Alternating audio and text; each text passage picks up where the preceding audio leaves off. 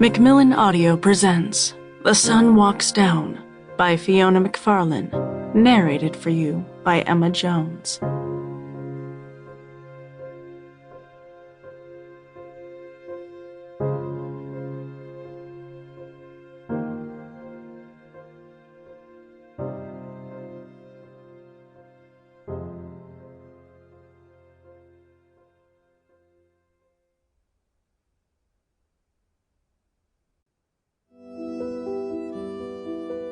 Dedication for my sister Katrina.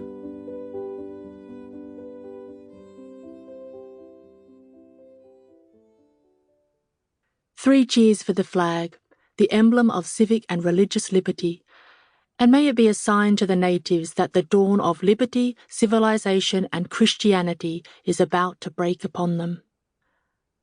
John McDouall Stuart, planting the British flag in the centre of Australia, 1860. Now is so small a part of time. Udjuru, the past. The province of the poem is the world. When the sun rises, it rises in the poem, and when it sets, darkness comes down, and the poem is dark. William Carlos Williams, Patterson.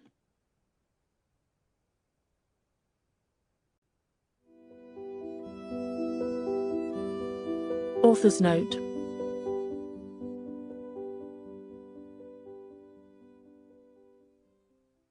The Flinders Ranges and the Wallachra Plain are real places, but Fairlie, Undulcarra, Thalassa and the Axum Range are inventions. The locations in which this novel takes place would, if they existed, overlap with the country of two Aboriginal nations, the Nakana Nation and what is now known as the Adnyamatna Nation. I respectfully acknowledge the land's traditional owners and my novel's debt to them.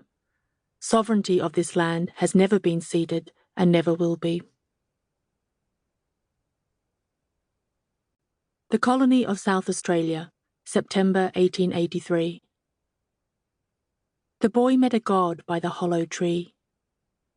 "Go away," said the boy, and the god, formless, passed on in the direction of the Red Hill. Then the boy was free to hunt in the scrub for roosting hens. When he came upon the hens, they flapped up as if they could fly, and he gathered their eggs in a basket.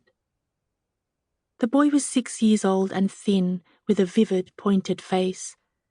He wasn't pale exactly, his skin browned in the sun, but the visible veins at his wrists and ears suggested a delicacy that the people he knew associated with pale children. There was so little of him. When his mother held him, his heart felt near.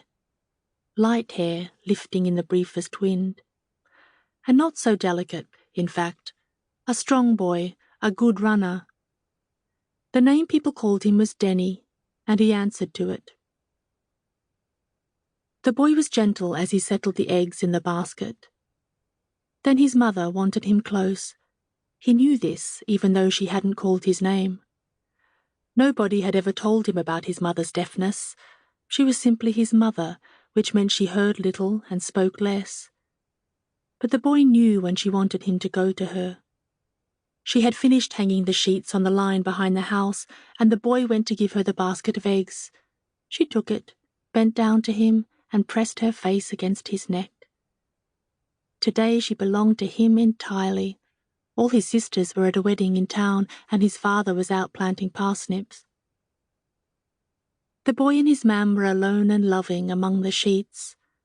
Then, quick as a blink, she straightened, turned her back, and went into the house, which always ate her up.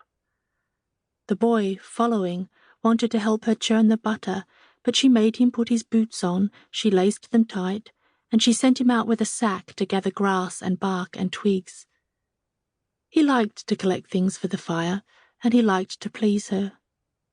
The black dog, Mopsy, woke from her nap in the sun and looked as if she might come with him, but she heard Mam start the butter churn and went to supervise that instead.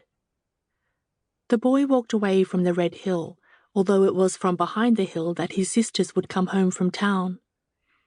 The country he walked into was red. Sample complete. Ready to continue?